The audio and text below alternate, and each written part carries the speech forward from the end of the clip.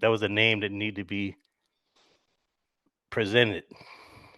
Hmm. So I kind of built the character Terminator X. Yeah, Yeah. because one of the many things that I think it represented was power and strength through Hmm. through mystery and silence.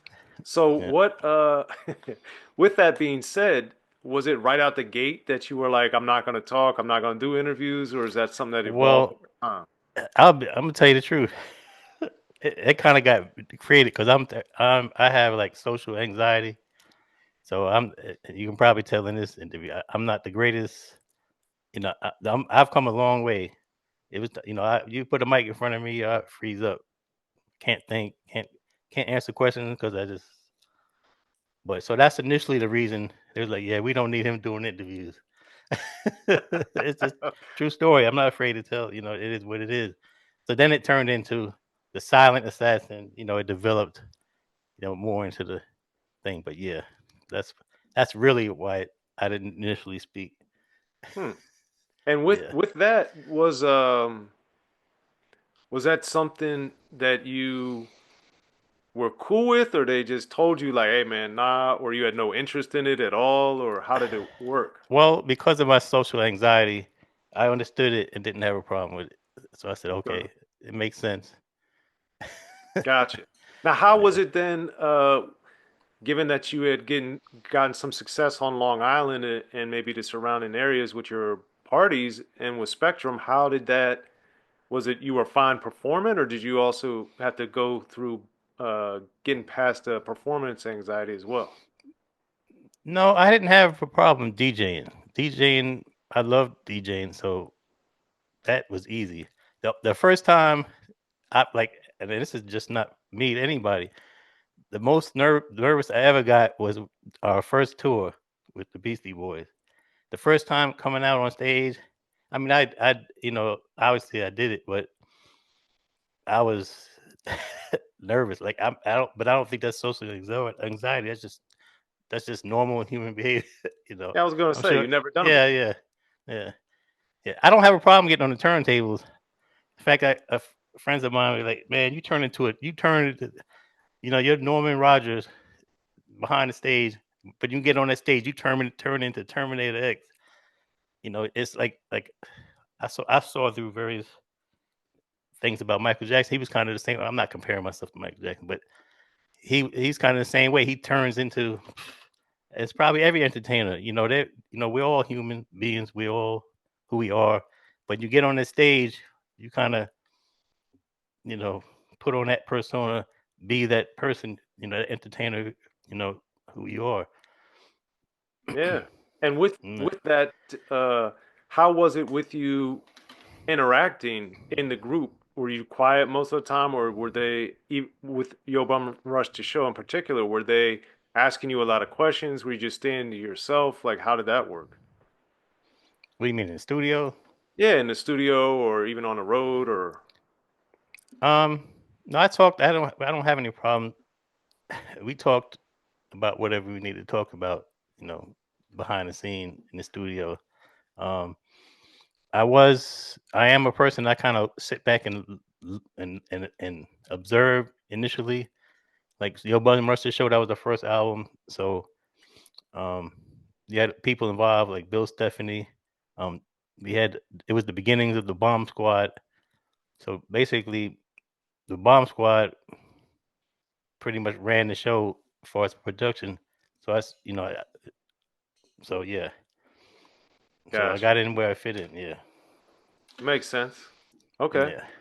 And then with the Yo Bum Rush to Show with Right Starter Message to a Black Man, I was intrigued as I think about it over the years, but even then in real time, that song in particular seemed to be what really became more of the theme or the direction of Public Enemy, that song in particular, because Yo Brum Nurse to Show, in my opinion, wasn't nearly as political or thematically as heavy as It Takes a Nation of Millions to Hold Us Back.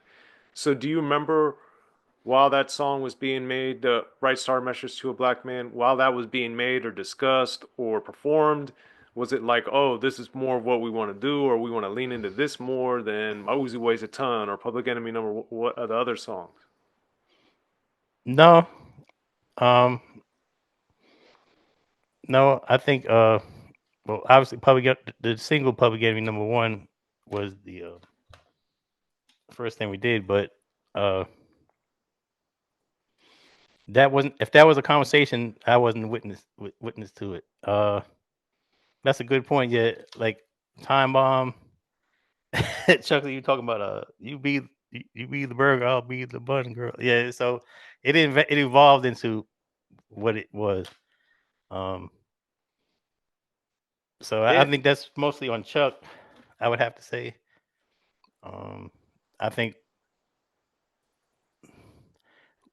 once he figured out that was kind of a thing, then the politics and that kind of stuff, he kind of concentrated on it after that. Okay. Yeah. And then with the end of the song, was it your idea or the Bomb Squad's idea, Chuck's idea for Terminator Speaks with his hands? Because it was mainly the mix of the instrumentals from Time Bomb and some of the other songs. Was that your idea, their idea? How did that come No, about? that was Bomb Squad's idea. Yeah, Okay. it was Bomb Squad. Hank, that Hank Shockley, Eric Sadler, um, those guys, they were mainly and Hank had a lot. Hank was kind of like the director, the producer. Hank is not making the beats. Hank is not programming any drums or anything like that. He's saying do this, do that kind of thing. Which is still a producer. He was more the thinker. Him and Chuck were the thinkers. Chuck lyrically and Hank musically. Yeah. So Okay. And then for you, once you're touring with the Beastie Boys, you're doing all this other stuff in this 1987-ish era. Is it surprising to you to see the reaction Public Enemy's getting on the road, especially internationally, or was it like, oh, oh we're wow, so yeah. great? No, like what was your vibe of it? No. It was something like I remember the first time I heard Public Enemy number one on the radio. It blew me away. And then nobody knew who we were, obviously, when we first started touring with the Beastie Boys. But somewhere near the end of the middle to the end of the tour, I got my first. Can I have Can I have your autograph? And that was another mind blowing experience. Was something I'll never forget. And then I'd say the next time that stays in my head, we were in we were somewhere overseas. I want to say it was Italy, and I'm one. I'm the guy at the sound check. I'm the guy that's at the arena early. So I was coming out. I don't want to know, where the basketball team would walk out. I was walking out walking into that entrance, and kids was hanging over the bleachers. Hey, Terminator, Terminator, and that just blew me away. Like, wow, because you got to understand, this is pre-internet, Right. so it's not like now, you know, international communication is easy now, but back then, for somebody you go to Italy, somebody's calling your name. That's that was like, wow.